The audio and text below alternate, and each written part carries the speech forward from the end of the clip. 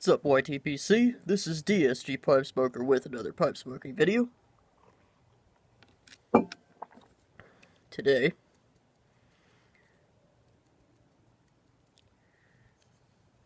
I am smoking my no-name state pipe that was gifted to me by Amy Mac. And I don't know if you're going to be able to tell or not, but stamped on it is the words Jumbo and Imported Briar. So I have decided to call this pipe the Jumbo Dog.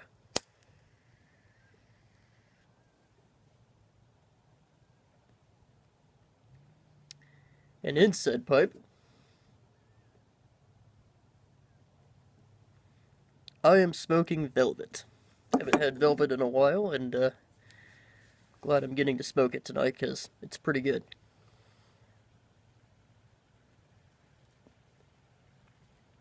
Anyway,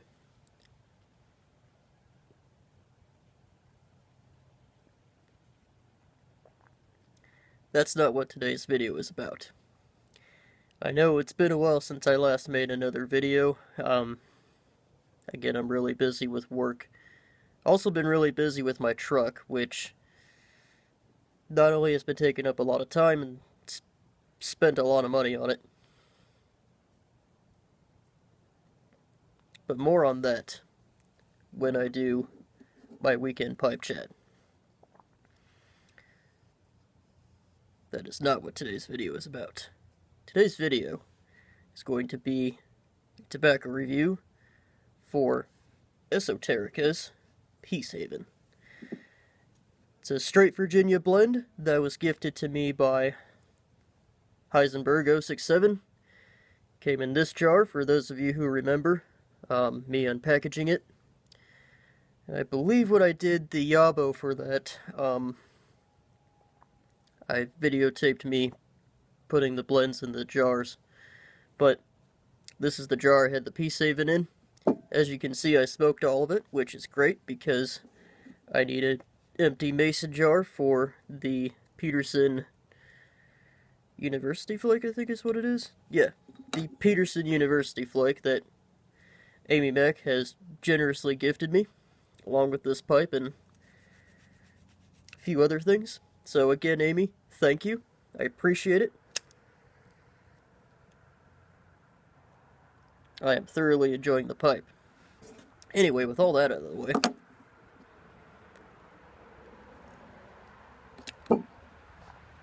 let's get into the review.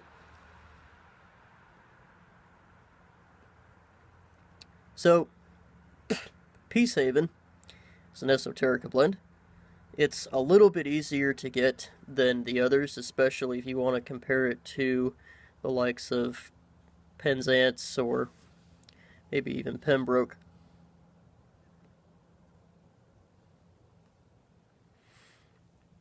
But anyway, according to, I think it's tobaccoreviews.com. Yeah. According to tobaccoreviews.com, their tin description for this states that it is a straight Virginia that is comprised of 6 different Virginias.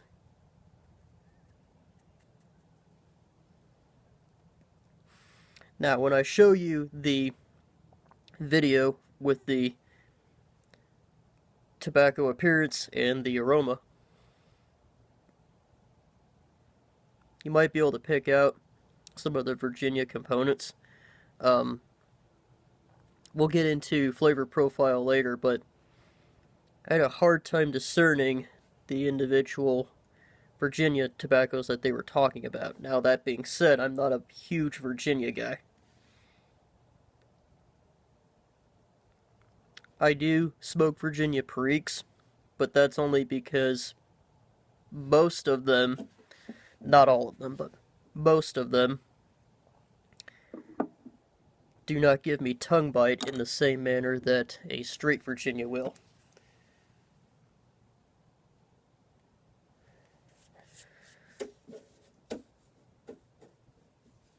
Using a broom to activate the motion sensor on my porch light, for those who are wondering.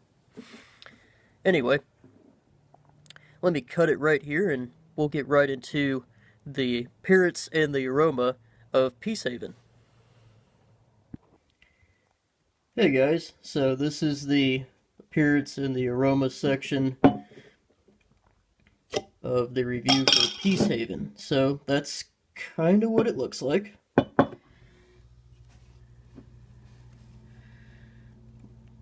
Bright yellows and some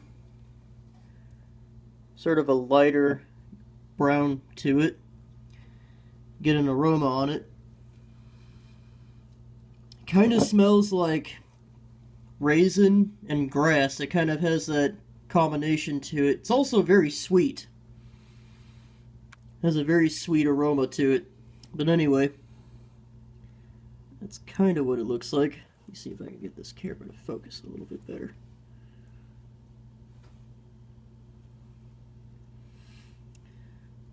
Anyway, that's the appearance and the aroma of Peacehaven. Okay. So as you can see, it kind of comes in a flake form. It's a very moist tobacco. And as many of you guys know, I don't practice the fold and stuff methods all too much. I like to rub my tobacco out, no matter how it comes. Unless, of course, it comes as a ribbon or a shag cut, then I don't have to rub it out.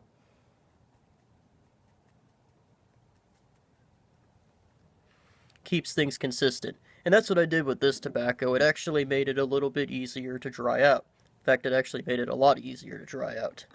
And what I found with this tobacco is, at least in the flake form, as I got it, it needed about 30 minutes of dry time.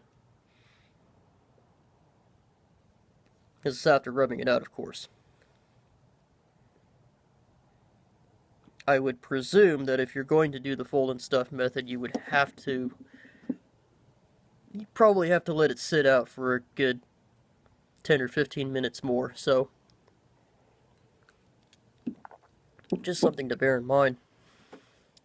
Additionally, as far as how it smoked, it did light very well, but I approached this tobacco with the utmost of caution.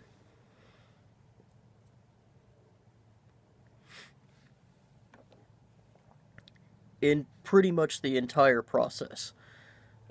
This isn't something that I just, did a huge charring session, put up a huge flame and, spent a lot of time getting the charring light, and then immediately got into the true light. I took my time with this. In fact, I probably should have used matches. I've kind of gotten away from using matches because they make too much of a mess. Obviously because you're leaving little wood bits behind that are charred.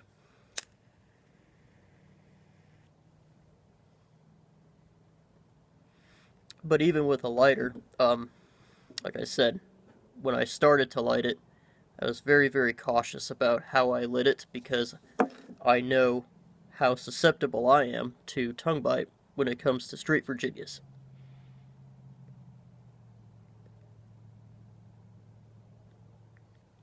I also applied a lot of precautions and a lot more cautious approach to relights. As you can see,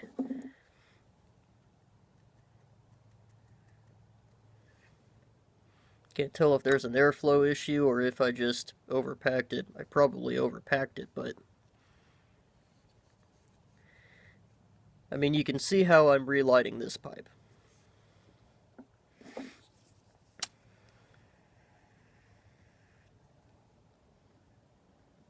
Once, twice over, then it's relit. And then I draw on it to get it going. I didn't necessarily do that with Peacehaven. Again, it being a straight Virginia, I wanted to approach this tobacco with the utmost of caution. So, when I did a relight on it, it was very, very slow, and it took about 2 or 3 relights for me to get it relit. That being said, I was also smoking it very, very slowly.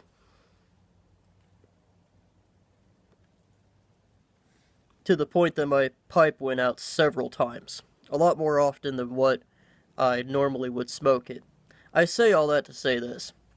I have a feeling that the tobacco actually performs really well in terms of lighting it and keeping it lit and relighting it if you need to. If you can tolerate Virginias. If your tongue can handle it.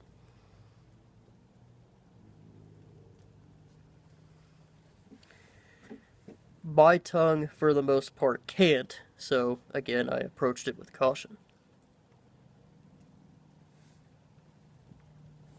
This yielded... Let's check it.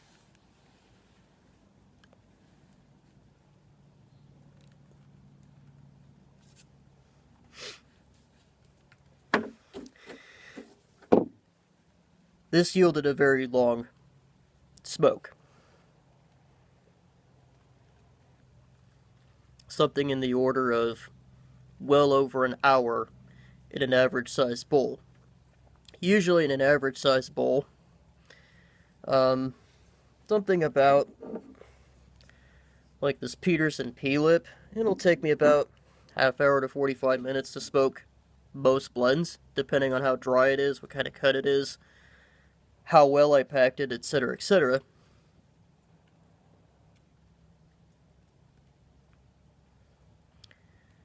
So, for this blend to last over an hour, and I think it lasted about an hour and 15 minutes or so, says a lot.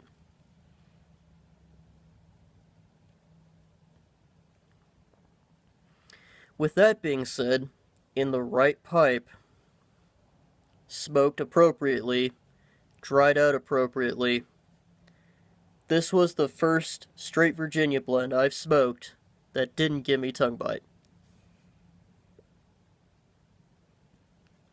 Yep, I found one.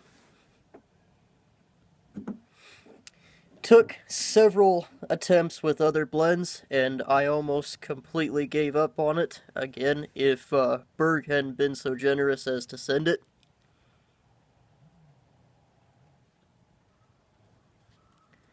Probably would have given up on straight Virginias altogether. So again, thank you, Berg. Really appreciate it. But anyway, yeah, as long as I did everything correctly, no tongue bite issues. Now that being said, there was a pipe that I did have some tongue bite issues with. Some pipes didn't bring out the flavors as much in this blend, but we'll get into that later.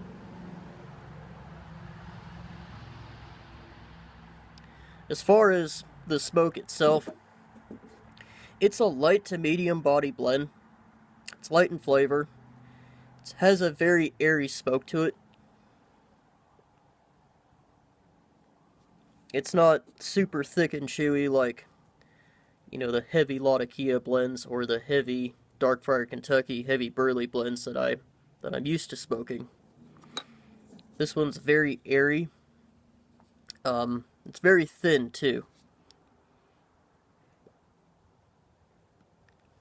But then again, might have been my experience because of how slow I was smoking it and how deliberate I was to not apply so much heat to the tobacco.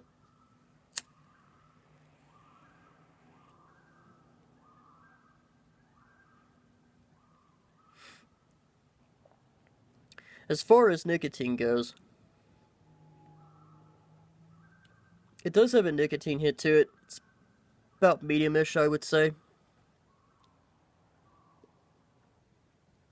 Nothing too bad, though. If you're used to smoking something like Elizabethan mixture, or H.H. Bold Kentucky,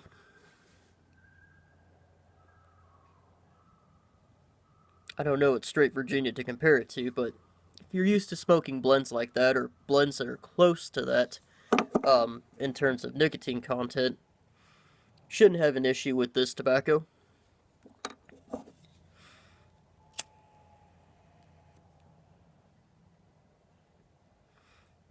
And because it came relatively wet, it tended to smoke wet towards the bottom. But I don't usually smoke absolutely all the way down to the heel a lot of the time when I smoke. Usually, I cut it off the last eighth of a bowl or so, maybe a quarter.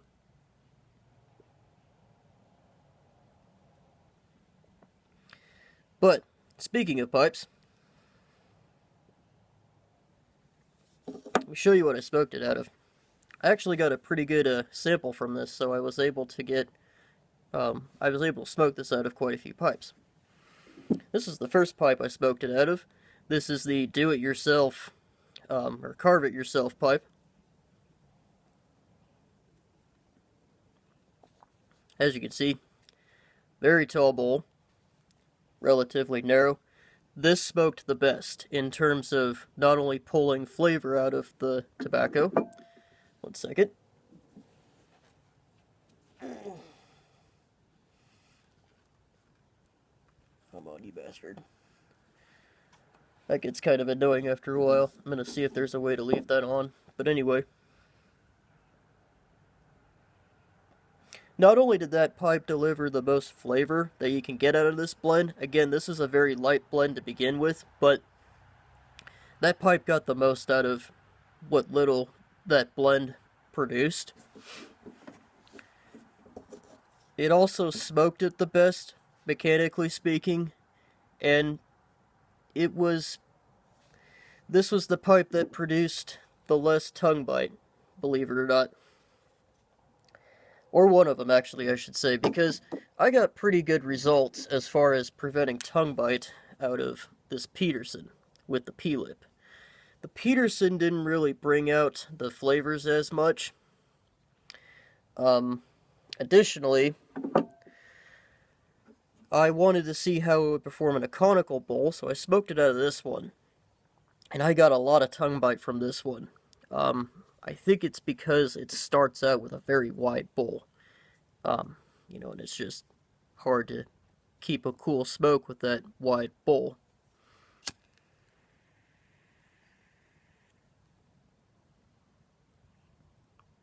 It does choke down quite a bit, but, you gotta start at the top, unless, of course, you only fill the pipe part of the way.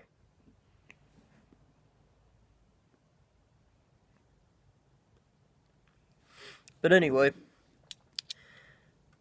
so, with the understanding that this pipe gave me tongue bite, not only because it starts out relatively wide, or at least the chamber does, like I said, but it has a relatively shorter stem. If I grab my do-it-yourself pipe, I don't know if that does it justice. Hold on. Yeah, that's better. Hopefully you can see that. It's a touch bit shorter, too. Not a lot of bit shorter. It's not a stubby pipe by any stretch of the imagination, but based off of the tongue bite I was getting off of it, I kind of figured that, obviously I'm not going to smoke this tobacco out of my 320, and I'm not going to smoke it out of any of my Dagger pipes. So, I decided to smoke it out of my Mr. Brog number 16. That was a mosquito you just saw. Church Warden. This did a pretty good job of preventing tongue bite. Was not 100% tongue bite. Not sure why. Might have just been me. But it did a pretty good job. Again, the best pipe for this tobacco, at least from what I've experienced, based off of the sample that I got, was this pipe. So with the pipe preference out of the way, let's talk flavor profile. A lot of people might describe this tobacco as being one note. One thing it isn't is it's not a tobacco that has a lot of, what's the word I'm thinking of? It doesn't have a lot of changes throughout the bowl.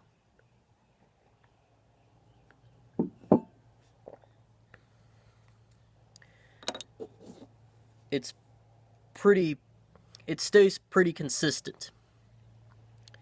A lot of people might describe that as one note, like I said, but to me, a one note tobacco would be like an aromatic blend that's, say, flavored with vanilla. If it is blended correctly, and you do your part to pack it and light it correctly, it should taste like vanilla from start to finish. That, to me, is a one-note tobacco.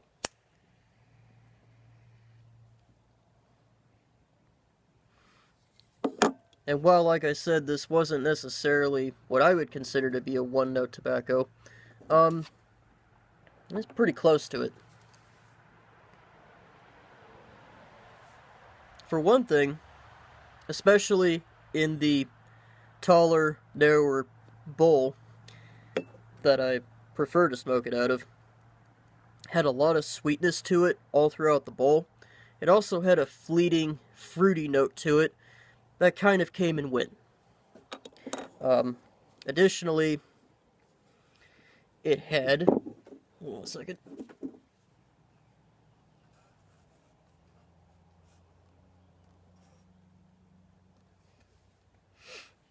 Additionally, it had a fresh cut grass and hay-like flavor that I typically associate with most of the Virginia Perique blends that I smoke. You know, minus the spiciness or the heavy dark fruit that could come from Periques. But that was pretty consistent throughout the bowl.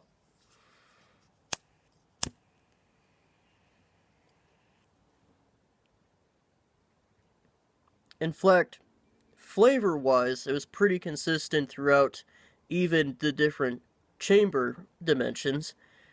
It's just that the narrower, taller bowl amplified those flavors a little bit and gave it a little bit of sweetness.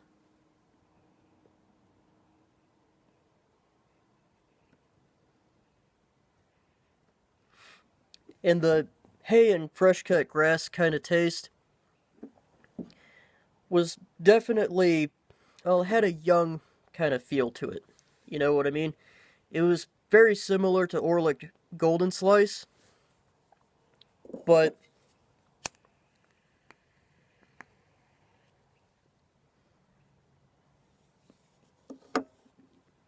like I said, it was very similar to Orlick Golden Slice, but not quite as young or as bright.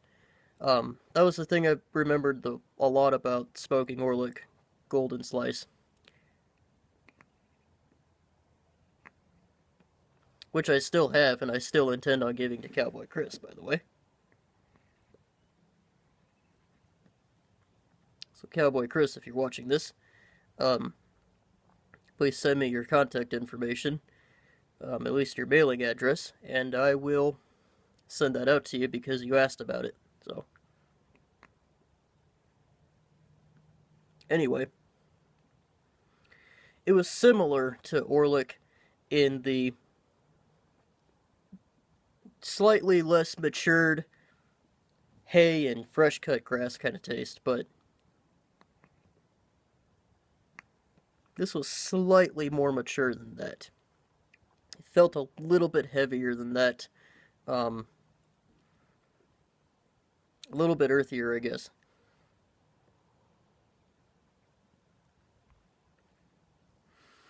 In fact, Orlick kind of had this bright hay taste to it, and occasionally it had kind of a lemon to it as well. My final thoughts on it. Peacehaven is really good stuff. And it's the closest thing to a bite-free straight Virginia that I've ever had.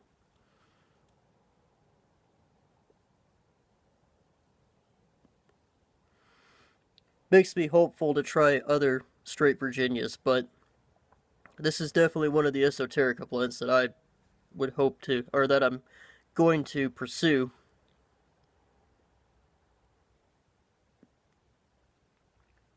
Along with Penzance.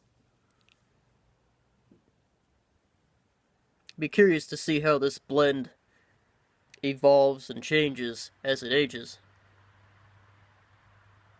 I would imagine this would be a very good blend with about 5 to 10 years worth of age. Anyway, this is going to be well over a 20-minute video. I do apologize about that. Like I said, I haven't made a video in a while, so I'm kind of out of practice, but I hope you enjoyed this review. This has been DSG Pipe Smoker with another pipe smoking video. You guys have a good day.